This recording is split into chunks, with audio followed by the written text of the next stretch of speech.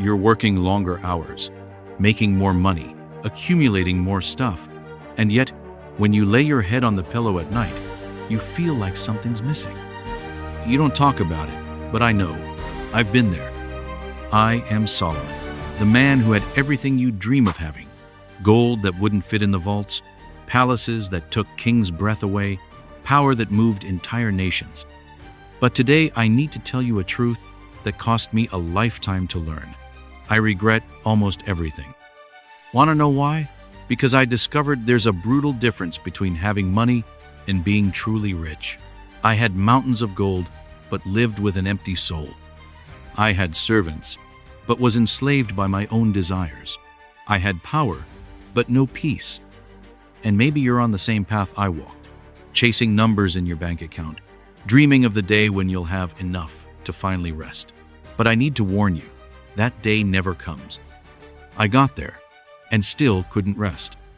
The truth is that money without purpose doesn't enrich you. It enslaves you, and I learned this the hardest way possible. In this message, I'm going to share with you the most painful lessons wealth taught me. I'll show you the mistakes I made so you don't have to make them too. Because this isn't about being against money, it's about understanding what it really serves. I'm going to transform you from someone who chases money into someone who makes money work for a greater purpose. From someone who accumulates things into someone who builds a legacy. Because the difference between the two is the difference between an empty life and one that's truly worth living. This isn't cheap motivation. It's the confession of a man who had everything and discovered that everything was nothing. And if you're tired of running on a treadmill that never stops, it's time to stop and listen. If this message resonates with you, subscribe to this channel now, because what I'm going to share here will forever change how you view wealth, purpose, and what really matters in life. Number 1. The first coin I ever received. Do you remember the first time you held money in your hands? I remember, and that memory haunts me to this day. I was 7 years old when my father, King David, placed a pure gold coin in my small palm. It wasn't payment. It wasn't a reward for work or effort. It was simply mine. My right, my blood, my destiny. In that moment, looking at that piece of metal that shone brighter than the sun, I learned the first and most dangerous lesson of my life. Wealth was something I deserved, not something I earned. Have you ever stopped to think about how money first came into your hands? Was it through the sweat of your brow, or did it fall from heaven like rain? Because that difference, my friend, determines everything that comes after. I grew up surrounded by abundance. Treasures from entire nations passed through my hands as if they were pebbles on the ground. Gold from distant lands, silver from far-off ports, spices that came from territories most people didn't even know existed. All of this was just part of my daily reality, like the air you breathe or the water you drink. And you know what the problem was? I never felt the real weight of money, never felt the pain of earning it, the joy of conquering it, the fear of losing it. For me, wealth was like breathing. It had always been there. It always would be. Imagine a man who's never felt thirst trying to value a glass of water. Imagine someone who's never been hungry trying to understand the taste of bread. That was my relationship with wealth. I possessed it, but didn't understand it. I remember an afternoon when I was watching workers building the walls of Jerusalem. I saw a man with calloused hands and a face marked by the sun receive his day's wages. He held that money for long seconds, as if he were holding a piece of his own heart. In that moment, I realized there was something in those coins that mine never had: true value. His coins had history. Each one represented hours of work, drops of sweat, aching muscles, delayed dreams, and renewed hopes. Mine were just soulless golden metal. And that's when my first mistake began. Because wealth came easy, I started believing that more wealth would bring more security, more peace, more happiness. If 100 gold coins made me feel good, 1,000 would make me feel 10 times better. If 1,000 gave me power, 10,000 would give me absolute power. But the mathematics of the soul doesn't work like the mathematics of numbers. The more I accumulated, the emptier I felt. The more I possessed, the more afraid I became of losing it. It was like trying to quench thirst by drinking salt water. Each sip increased the need. You want to know the cruelest truth I discovered? The man who never fought for his money never learns to respect it. And whoever doesn't respect money will inevitably be disrespected by it. I became enslaved by my own wealth. Every decision I made was filtered through one question: will this bring me more gold? It didn't matter if it was right or wrong, wise or foolish, just or unjust. It only mattered if it would increase my treasures. And so, without realizing it, I handed control of my life over to pieces of metal. The child who once held a coin, like it was a toy, became a man who was a toy in the hands of money itself. If I could go back to that moment, to that afternoon when my father placed the first coin in my hand, I would do it differently. I would take that coin and give it to the first needy man I found on the street. Not because I didn't deserve to have it, but because I needed to learn that merit without responsibility is a curse disguised as a blessing.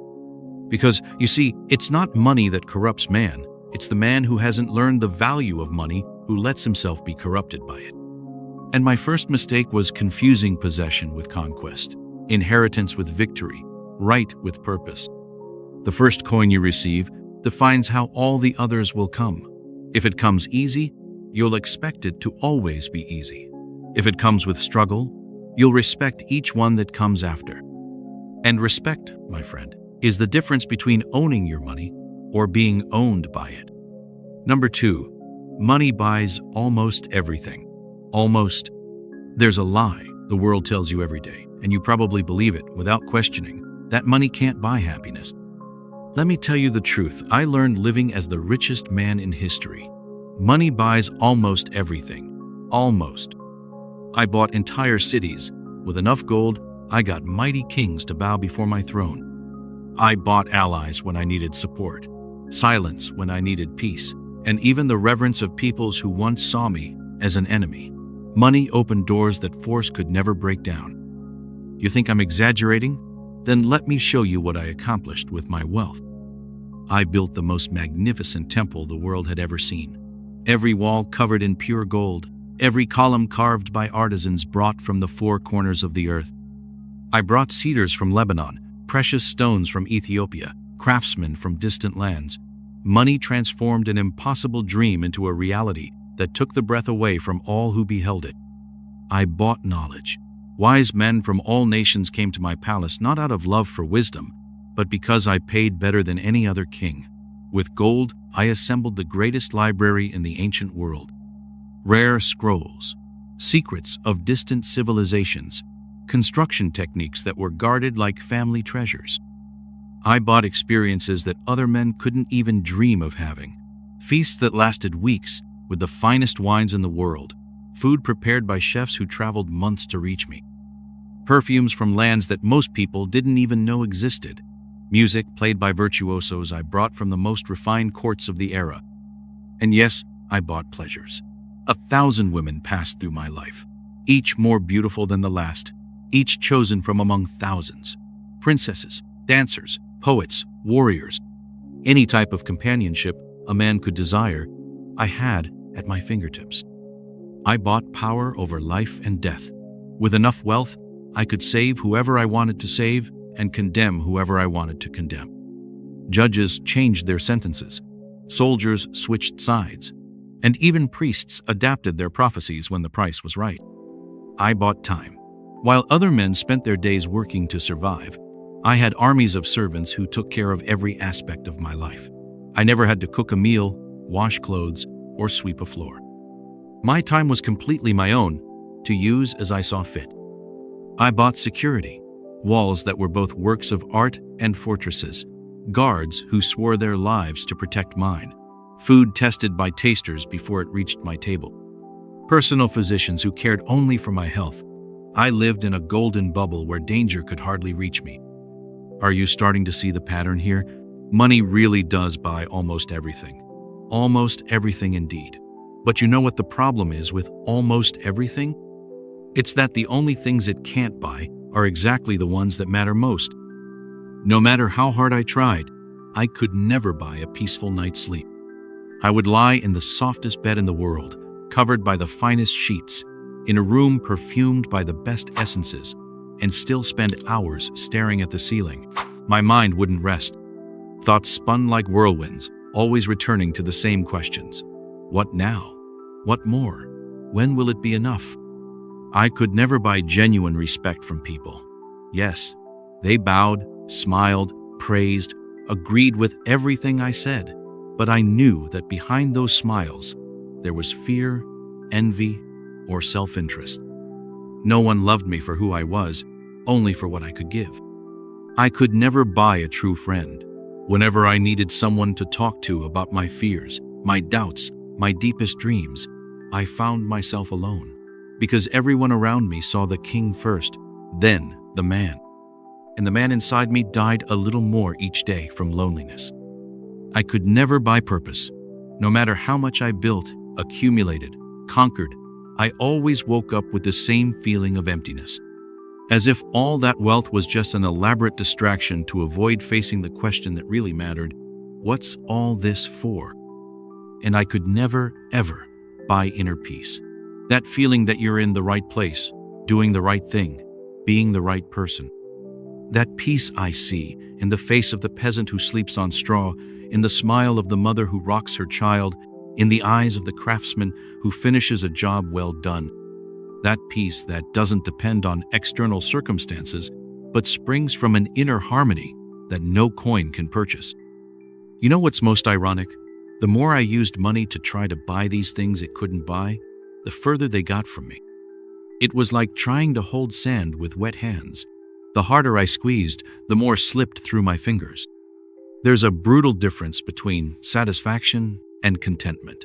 Money can give you satisfaction, that momentary feeling of pleasure when you get something you wanted. But contentment is different. Contentment is that deep peace that comes from knowing you're living according to a purpose greater than yourself. And here's the hardest truth I learned. Luxury without purpose is a golden prison. Pleasures without meaning are refined addictions. Power without responsibility is tyranny disguised as success. In the end, I discovered that money is like a powerful medicine. It can cure many diseases, but if used incorrectly, it can kill you. It solves external problems, but doesn't touch internal ones. It changes your circumstances, but doesn't change who you are. If you're on this journey pursuing wealth, thinking it will solve all your problems, I tell you with all the authority of someone who's been there, it will solve many, but not the ones that really matter. And if you're not prepared to deal with the problems money can't solve, you'll become the most miserable man in the world, even while being the richest. Number 3. When money became a disguised god. Have you ever woken up in the middle of the night thinking about money?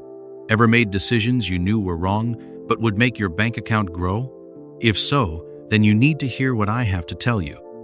Because I was exactly where you are now, and I almost lost my soul in the process. There was a moment in my life when I stopped asking, "Is this right?" and started asking only, "Will this bring me profit?" And in that moment, without realizing it, I changed gods. I stopped serving the Creator and started serving the creation. I made gold my altar and became its most dedicated priest. You want to know when this happened? It was gradual, like all great tragedies. It started with an apparently simple decision, choosing a business partner not for his integrity, but for the amount of gold he could bring me. It's just business. I told myself, it has nothing to do with right or wrong. But that phrase, "it's just business," became my excuse for everything. When I had to choose between justice and profit, I chose profit and said, "It's just business." When I had to decide between helping the poor and increasing my treasures, I kept the gold and repeated the mantra, "It's just business." Gradually, I stopped consulting my conscience and started consulting only my profit spreadsheet. I stopped seeking divine wisdom and started seeking only advisors who would tell me how to multiply my fortune. The counsel of the wise was replaced by the counsel of bankers. I remember a specific morning when I realized something was terribly wrong. A poor man came to my palace seeking justice against a rich merchant who had cheated him. The evidence was clear. The merchant was guilty. But this same merchant was responsible for a significant portion of the taxes that entered my coffers. For a few seconds, I was silent, not because I was thinking about justice, but because I was calculating how much money I would lose if I condemned the merchant. And in that moment of hesitation, I saw reflected in myself what I had become, a man who weighed justice on the scales of profit. I ruled in favor of the rich man, and when the poor man left my court with tears in his eyes, I felt something die inside me. It wasn't remorse. It was something worse. It was the realization that I no longer felt remorse. Money had become my God because I had given it the power to make my decisions. And every God demands sacrifices. My golden God demanded that I sacrifice my integrity, my relationships, my peace, and finally, my own soul. You want to know how to identify when money has become your God? It's simple. Observe your decisions. When you have to choose between two options, what's the first question that comes to mind? If it's, which will give me more money, instead of, what's the right thing to do, then you already have your answer. Look, I built the most magnificent temple in history to worship God. But at the same time, I built an even bigger temple to worship gold, my own heart. And this second temple became my place of daily worship. Every morning, I would wake up and the first thing I did was check the state of my treasures. I counted coins like other men recite prayers. I checked trade routes like other men read scripture. I planned strategies to multiply wealth with the same dedication that other men plan how to serve their neighbors. And worst of all, I convinced myself I was being wise. A king needs to be prosperous to serve his people well. I said, God wants me to be rich so I can better care for the kingdom. I transformed my greed into virtue and my idolatry into responsibility. But God is not deceived, and life has a cruel way of showing us our true gods through circumstances. There was a time when trade routes were attacked by bandits, and my profits plummeted. You want to know what my reaction was? It wasn't to seek wisdom or pray for protection. It was to have the bandits killed and double the guard on the caravans. When profits returned, I didn't thank God for provision. I congratulated myself on efficiency. When treasures grew, I didn't use that abundance to bless others. I used it to impress visitors and feed my ego. Here's the most frightening truth. When money becomes your God, you stop needing it just to live and start needing it to feel alive. It stops being a tool and becomes identity. You're no longer someone who has money. You are the money you have. And this transformation happens so subtly, you don't even notice. Start paying attention to your thoughts throughout the day. How many times do you think about money? When you're in conversation, how often does the subject return to financial matters? When you dream about the future, are your dreams about experiences and relationships, or about numbers in your bank account? Money became your God when you started sacrificing time with family to work more. When you stopped helping someone in need because you were tight on cash. When you lied, cheated, or betrayed someone for some financial advantage, even a small one. I did all this and much more. And in the process, I discovered something terrifying. A false god is never satisfied. The more you feed its hunger, the hungrier it becomes. The more you sacrifice at its altar, the more sacrifices it demands. The true God asks you to trust him, and he takes care of you. The God of money asks you to become its slave and promises that maybe, just maybe, it will take care of you someday. The true God wants to free you. The God of money wants to enslave you. And the question that won't go away is this: who's really at the center of your decisions? God or the spreadsheet? Wisdom or the bank balance? Eternal purpose or temporal profit? Because, you see, you might fool the whole world about your true motives, but you can't fool yourself. And you definitely can't fool the one who sees beyond appearances and knows the heart. If you recognized yourself in this description, then there's still time. It's still possible to tear down that golden altar and return to worshiping who truly deserves your devotion. But this requires a conscious and courageous choice. choosing to serve God even when it means profiting less. Because true freedom isn't being able to do what you want. It's being able to want what's right. Number 4, a confession I've never made in public. There's a pain that only the very rich know, and it's a pain no one talks about. Because who's going to have compassion for the man who has everything? Who's going to cry for the tears of someone who sleeps in palaces? But today, for the first time, I'm going to confess out loud the emptiness that consumed me inside, while the world saw only glory on the outside. I was completely alone. Alone among 1,000 women. Alone surrounded by thousands of servants. Alone in the middle of parties that lasted weeks. Alone on the most powerful throne in the world. Alone in a way you only understand if you've been there. You want to know what the loneliness of the rich is like? It's sitting at a table with 20 people and realizing that none of them really care about you. It's being surrounded by voices that agree with everything you say, but never hearing anyone tell you the truth. It's having 1,000 people willing to die for you, but none willing to truly live with you. I remember a specific night. I had just conquered another city. My coffers were overflowing with gold, and I was being celebrated as the wisest king on earth. Rare wines flowed like water. The most beautiful women in the kingdom danced to the sound of the finest musicians, and gifts arrived from all corners of the world. And in the middle of all that celebration, I got up and left. I walked to my private room, closed the door, and cried.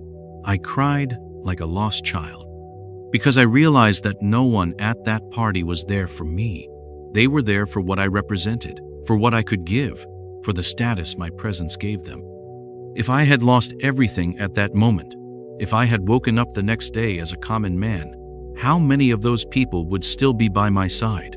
The answer was 0, and that realization devastated me. You know what's cruelest about the loneliness of the rich? You can't complain about it. If you mention that you feel lonely, people look at your possessions and say, "How can you feel lonely having all this?" As if gold could talk, as if palaces could hug, as if crowns could give affection. I tried to fill that emptiness in every way possible. I brought wise men from all nations to talk with me, but I realized they spoke to me as if I were a rare book they needed to study, not a friend they needed to know. I multiplied the parties, thinking more people would mean less loneliness, but I discovered you can feel lonelier in a crowd than in an empty room. I sought in women the companionship I didn't find in men. 1,000 wives and concubines passed through my life, each more beautiful than the last, each carefully chosen to complement some aspect of my personality. But in the end, I realized they all loved the king, not the man. They loved the power I represented, not the person I was. How many times did I wake up next to someone and feel lonelier than if I were completely alone? How many times did I look into the eyes of one of my wives and see only reflections of my gold, never genuine interest in my soul? And you know what was worst of all? I envied the poor. Yes, you heard right. I, the richest man in history, envied the simple life of peasants. I remember an afternoon when I was walking disguised through the streets of Jerusalem. I saw a simple carpenter coming home after a day's work. His hands were dirty, his clothes worn, his back aching. But when his wife opened the door and his children ran to hug him, I saw in his eyes something I had never seen in the eyes of anyone who looked at me: pure love. There was a man who had nothing, but who was loved for who he was, not for what he possessed. His children didn't hug him because he could buy toys for them. His wife didn't smile because he could give her jewels. They loved him because he was a father, because he was a husband, because he was human. In that moment, I would have traded all my treasures for one genuine hug like those. I would have given all my palaces for a simple house where I was truly loved. I would have surrendered my kingdom for a family that saw me as a man, not as a king. But excess had robbed me of that possibility. When you have too much, people never know if they like you or your things. When you can give everything, you never know if the affection you receive is bought or earned. I discovered that excess, when disconnected from meaning, is crueler than scarcity. The poor man dreams of the day when he'll have enough, The rich man wakes up every day knowing he has more than enough, but not knowing what for. Scarcity teaches you to value each achievement. Excess teaches you that nothing has value, because everything can be replaced. Scarcity makes you fight for something. Excess leaves you with nothing to fight for. I had power to move mountains, but couldn't move a single heart to genuinely care about me. I had wisdom to solve the problems of entire nations, but couldn't solve the problem of my own loneliness. And the most bitter irony was that the richer I became, the more people surrounded me, but the lonelier I felt. It was like being in the center of a hurricane, surrounded by movement and noise, but living in absolute emptiness. There were nights when I walked through the empty corridors of my palace and talked to myself, just to hear a voice that wasn't trying to please or use me. There were mornings when I woke up hoping someone, anyone, would ask me how I was feeling, not how the kingdom's business was going. What I didn't know then, but know now, is that wealth without genuine relationships is a golden prison. You have everything you want, but you have no one to share what really matters with. You can buy presents, but you can't buy interested presents. You can buy attention, but you can't buy authentic affection. If you're on the journey to wealth, remember this: build relationships before you build fortunes. Cultivate friendships before you cultivate investments. Because what good is it to conquer the whole world if in the end you're alone to contemplate your conquest? The greatest wealth a man can have isn't in his coffers, but in the people who genuinely care about him. And this wealth, ironically, is easier to find when you have less to offer besides yourself. Number 5, the most valuable truth I discovered too late. There are moments in life when a single observation changes everything you believed you knew. For me, that moment came when I was already old, tired, and thinking I had seen everything life had to show. It was when I observed something that made me question entire decades of beliefs about wealth and purpose. I was walking through the palace gardens one ordinary morning when I saw my gardener tending to the plants. He was a simple man, with calloused hands and patched clothes. But there was something in his movements that caught my attention. He wasn't just doing his job, he was doing something much bigger. I saw how he talked to the plants while watering them, how he smiled when he saw a new sprout being born, how he genuinely worried about each yellowed leaf. And then I realized, he wasn't just taking care of a garden, he was creating life, nurturing beauty, leaving the world a little better than he found it. In that moment, a painful truth hit me like lightning. I had spent entire decades accumulating wealth, but had never asked what it really served. I treated money as if it were the destination, when in reality, it should have been just the path. I began to observe more carefully the truly wise men around me, and I discovered something that deeply embarrassed me. The poorest men in my kingdom were often the richest in purpose. They knew exactly why they woke up every morning, knew what their role in the world was, knew how their simple actions contributed to something greater. Meanwhile, I, with all the gold in the world, woke up every day not knowing why I was waking up. I had all the resources to do anything, but had no compelling reason to do anything at all.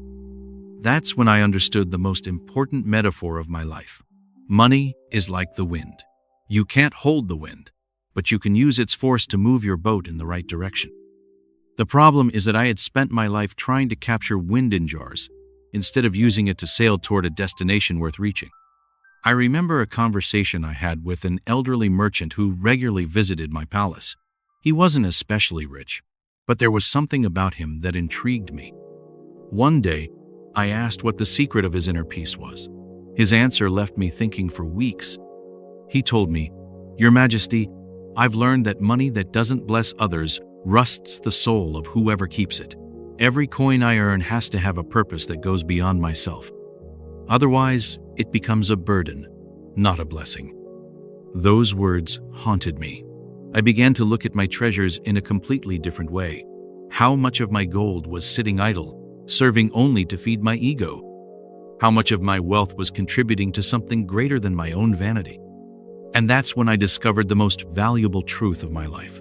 Money only has real value when it serves an eternal purpose. Everything you accumulate just for yourself is nothing more than sophisticated vanity. I began to study the men who left real marks in history, and I noticed a pattern. They weren't necessarily the richest, but they were those who used their resources as tools to build something that would last longer than their own lives. They understood that wealth is a means, not an end. You want to know what my great discovery was? It was realizing that there are two completely different ways to relate to money. The first is to see it as a treasure to be guarded. The second is to see it as a tool to be used. When you see money as treasure, you live in fear of losing it. Every expense is pain. Every investment is a terrifying risk. Every help you give is seen as a loss. You become a prisoner of your own wealth. But when you understand that money is a tool, everything changes. You stop asking, "How can I save more?" and start asking, "How can I use this better?" You stop being a slave to wealth and become its master. I began to experiment with this new perspective. Instead of just accumulating, I started using my wealth for projects that would last longer than my life. I built schools, funded research, helped artists develop their works, supported needy families. And you know what happened? For the first time in decades, I began to feel that my wealth had purpose. Every coin spent on something greater than myself seemed worth more than 100 coins kept in the vault. I discovered there's a spiritual mathematics that defies all economic logic. The more you give with purpose, the richer you feel. Not necessarily richer financially, but richer in meaning, in peace, in genuine satisfaction. But here's the most painful part of this discovery. It came too late to completely change my story. I had spent most of my life accumulating without purpose, and now, at the end, I discovered I could have used all that wealth to transform the world. How many lost opportunities, how many lives I could have impacted, how many eternal projects I could have funded. Every time I thought about this, I felt a pain in my chest that no medicine could cure. That's why I'm telling you this story. So you don't make the same mistake I made. So you don't reach the end of life with full coffers and an empty heart. So you understand, while there's still time, that the value of your money isn't in how much you have, but in how much you transform. Think about it. If you died today, what would happen to all the money you accumulated? It would simply change hands, but your life would have been just a temporary passage in that money's journey. But if you use that money to create something eternal, to impact lives, to solve real problems, then you become part of the permanent solution. Money is like seeds. You can keep them in the barn until they rot, or you can plant them in the soil so they produce fruit that will feed generations. The choice is yours, but remember, stored seeds die. Planted seeds multiply. I learned that true wealth isn't in how many zeros you have in your bank account. It's in how many lives you manage to bless with the resources that pass through your hands. It's in how many problems you helped solve, how many dreams you helped realize, how many tears you helped dry. If I could go back in time, I wouldn't change the fact that I was rich. I would change how I used my wealth. I would understand from early on that every coin is an opportunity to participate in building something eternal. Because in the end, you don't take anything with you when you leave, but you can leave a lot behind. And the difference between a life that was worthwhile and a wasted life is exactly there, in what you leave, not in what you take. Number 6. The advice I would give my son if I could go back. If I could sit with my son today, look into his eyes, and tell him everything I learned about money and life, I would start with the most important words a father can speak. Son, I was wrong, and I don't want you to make the same mistakes I did. You know what's hardest for a father?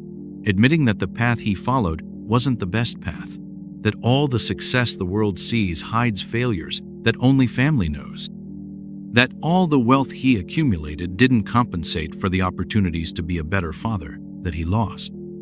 My son grew up seeing me build palaces, but never saw me build moments. He saw me accumulate treasures, but never saw me accumulate memories with him. He learned to count gold coins with me, but never learned to count the things that really matter. If I could go back, the first thing I would say would be, son, Don't build castles to impress people who don't care about you. Build character to impress God, who is the only one who really matters. I spent years building monuments to my own glory, palaces that proclaimed my greatness, temples that demonstrated my power, gardens that displayed my wealth. But in the end, I discovered that none of this impressed who really needed to be impressed: my own family. I would tell my son, multiply wisdom and generosity more than coins, because coins you can lose in a bad investment, in a war, in a crisis. But wisdom and generosity, once acquired, no one can take from you. I learned too late that there's an abysmal difference between being prosperous and being wise. You can be prosperous by luck, by inheritance, by opportunity. But you can only be wise through right choices, processed experiences, and character developed over time. I would teach that true legacy isn't in what you leave in the coffers, but in what you leave in people's hearts. Son, when I die, my treasures will be divided among heirs who will barely remember my name. But if I had invested in building strong character in you, that would be eternal. I remember nights when I stayed up working late, planning how to multiply my fortune, while my son was in the next room, perhaps needing a conversation, a story, a hug. I thought I was building his future, but I was actually stealing his present. If I could do it over, I would say, son, money comes and goes, but what you become in the process of earning it is eternal. So worry more about becoming a man of integrity than becoming a rich man. Because the truth is this: you can make money being dishonest, but you can't be happy being dishonest. You can accumulate wealth without character, but you can't have peace without character. You can build a financial empire on lies, but you can't build a satisfying life on lies. I would teach my son to ask the right question every morning, not, how can I make more money today, but how can I become a better person today? Because when you become a better person, money comes as a consequence. But when you seek only money, you often become a worse person in the process. I would tell him about the night I cried alone in my room, surrounded by all the wealth in the world, but feeling like the poorest man on earth. I would explain that wealth without genuine relationships is disguised poverty, that success without family is sophisticated failure.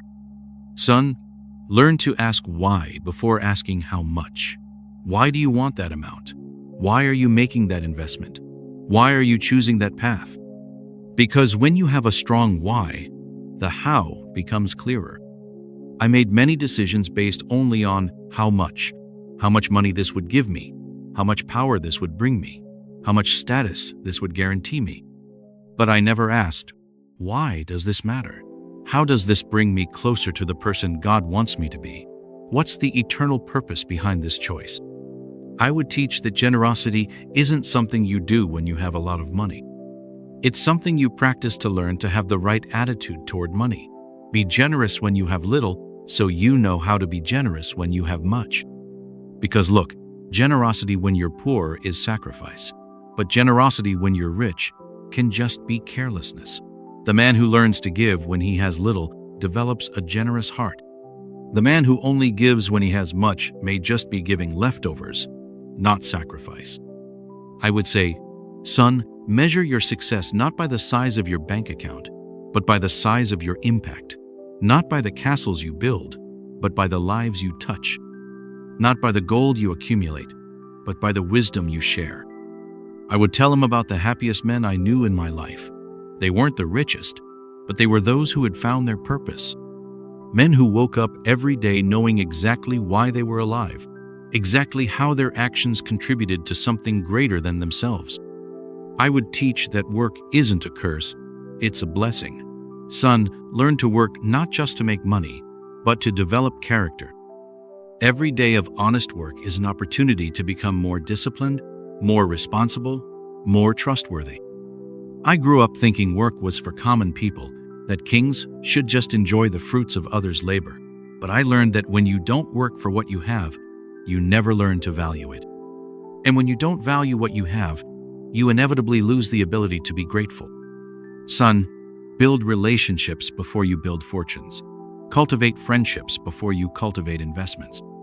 Because what good is it to have all the resources in the world if you have no one to share life's joys with? And lastly, but most importantly, I would say, son, always remember that you are much more than what you possess. You are a son of the King of Kings, created in the image and likeness of the Creator of the universe. Your identity isn't in your bank balance, but in your relationship with God. Because that was my greatest discovery. When you know who you are in God, you never need to use money to prove your worth. When you're certain of your eternal identity, you can use temporal wealth as a tool, not as a crutch. If my son were here now, I would hug him tight and say, be rich, yes, but be rich in character first.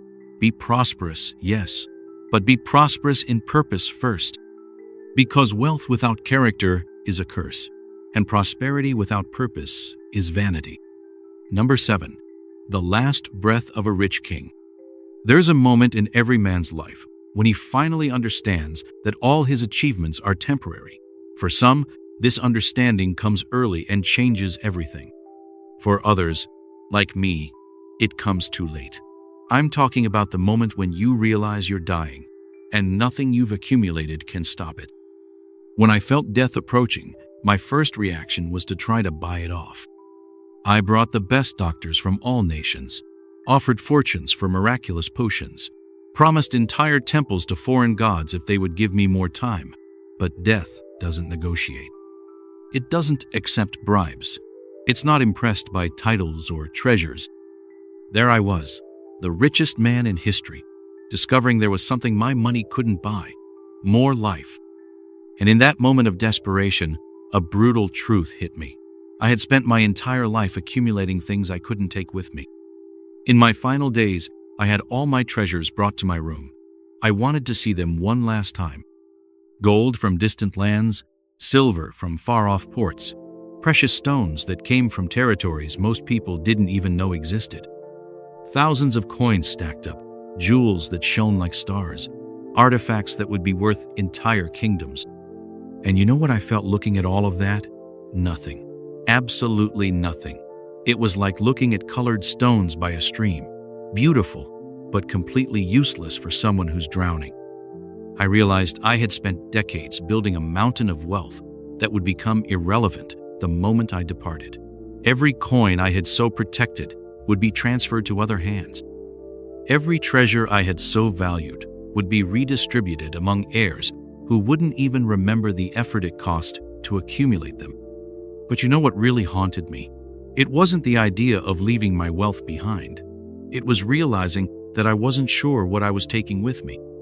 When you remove all the gold, all the palaces, all the power, what's left? Who is Solomon without his treasures? Throughout my entire life, I had confused what I had with who I was. I was the rich king, the wise man, the temple builder. But now, about to leave all this behind, I wondered, who is Solomon when he's no longer king? Who is Solomon when he no longer has wealth?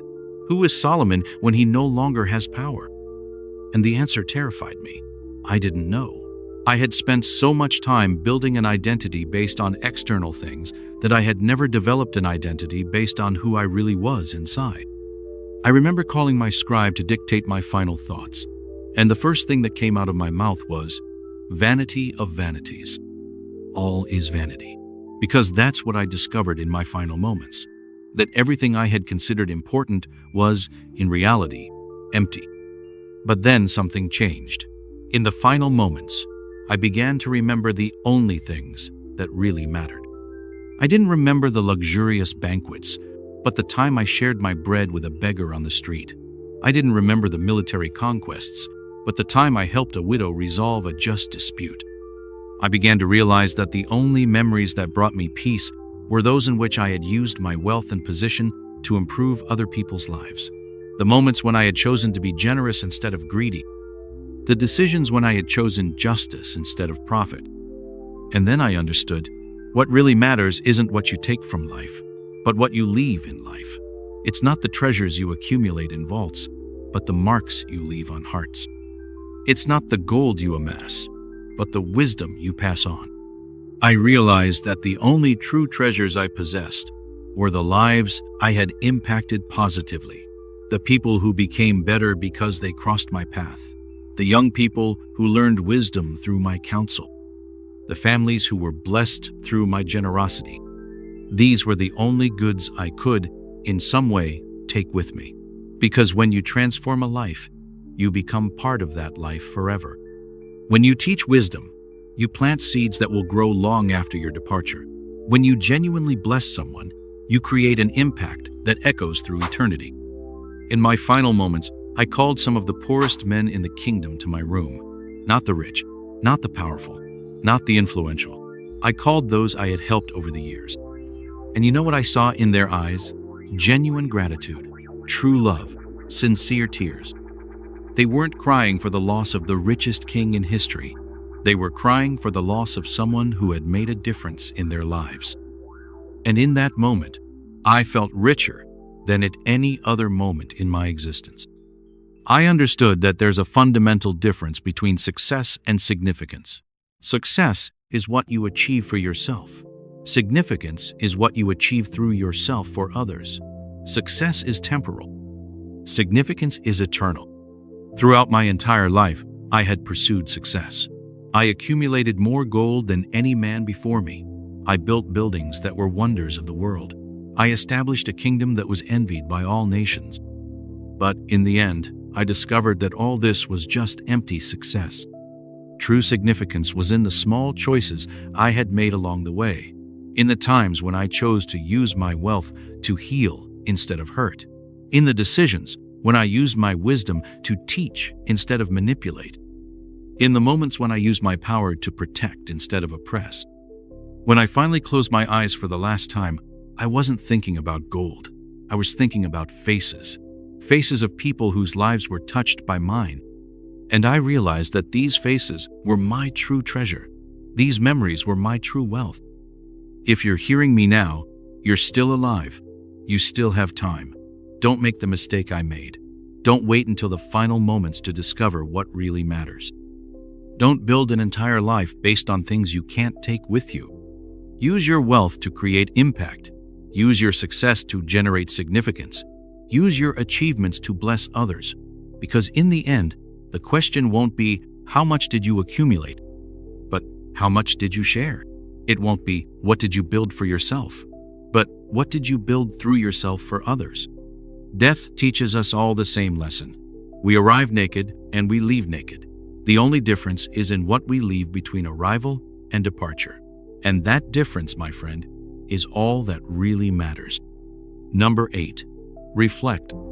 Now we've reached the most important moment of this conversation. The moment when you stop listening to my story and start examining your own. Because it's no use knowing my mistakes if you're not willing to recognize yours. It's no use crying over my wrong choices if you continue making the same choices. So allow me to ask some questions that will hurt. Questions that will bother you. Questions that could change the course of your life, if you have the courage to answer them honestly. First question. Do you serve money, or does money serve you? Stop for a moment and think about your recent important decisions. How many of them were based primarily on financial considerations? How many times did you choose what was most profitable instead of what was most correct? How many times did you say, I can't, when you really meant, I don't want to spend? If you're honest with yourself, you'll probably discover that money has more control over your decisions than you'd like to admit. And that's exactly how it started with me. A small decision here, a compromise there, until, without realizing it, I was dancing to the tune of coins. Second question. If your bank account doubled tomorrow, would you be more generous or more vain? This question reveals more about your character than any personality test. Because when you have more resources, your true nature appears. Money doesn't change who you are. It reveals who you always were. If your first thought, when imagining more money, is about the things you could buy for yourself, you urgently need to reevaluate your values. If your first thought is about the people you could help, you're on the right track. I conducted this experiment dozens of times. Every time my wealth increased, I became more selfish, not more generous, because I had never developed a generous heart when I had little. And generosity isn't something that arises automatically when you have much. It's something you cultivate regardless of how much you have. Third question. What is your enough? Most people live pursuing a financial goal they never clearly define. It's always a little more. When they reach the first million, they need the second. When they reach 10, they need 20, and so on, in a race without a finish line. I never defined my enough. I never stopped to ask, how much money do I really need to live well, help my family, and contribute to the world? That's why I never got there. Because a little more was always my answer. If you don't know what your enough is, you'll never have enough, and you'll live eternally unsatisfied, no matter how much you accumulate. Fourth question. What are you sacrificing in the pursuit of wealth? Time with family, your health, your sleep, your principles, your inner peace, your relationships, your faith? I sacrificed all this and much more. And in the end, I discovered I had traded eternal treasures for temporary coins. I had sold priceless things for things with a price. Every dollar you earn has a cost. The question is it worth it? What are you paying for the zeros in your bank account? And more importantly, can you afford to pay this price forever? Fifth question. If you died today, what would be the true value of your life? I'm not talking about the value of your possessions. I'm talking about the value of your impact. How many lives have you touched? How many people became better because you existed? How much of the world improved because you passed through it? If the answer makes you uncomfortable, there's still time to change that. But only if you act today. Tomorrow might be too late. Sixth question. Are you building or just accumulating? Building means creating something that lasts, that benefits others, that leaves the world better. Accumulating means just gathering things for yourself. I spent decades accumulating, thinking I was building, but in the end I discovered that true building involves other people. It involves purpose. It involves sacrifice for something greater than yourself. What you're doing is building or accumulating. And if it's accumulating, when are you going to start building? Seventh question. Of everything you're doing now, what will really matter in 100 years? This question is brutal because it forces you to think in eternal perspective.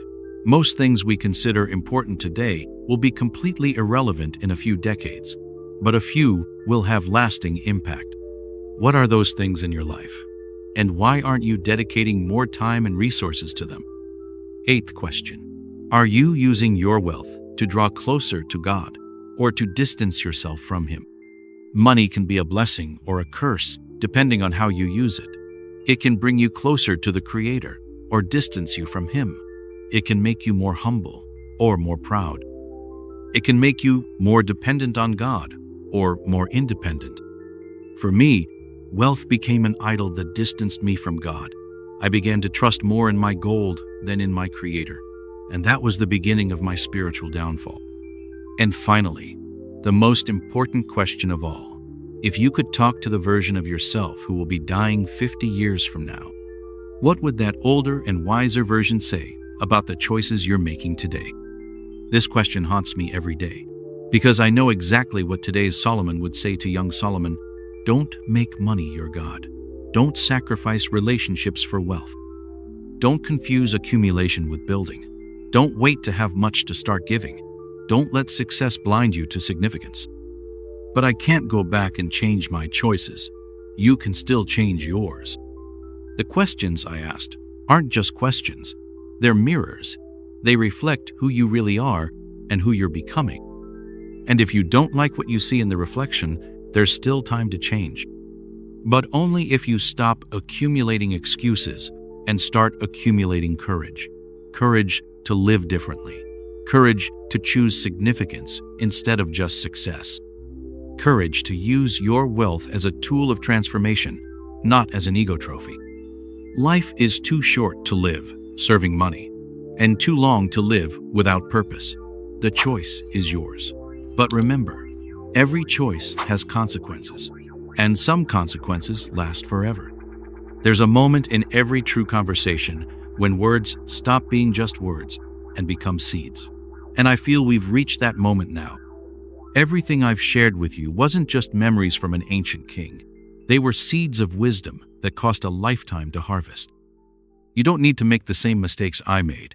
You don't need to wait until the end of life to discover you were pursuing the wrong things.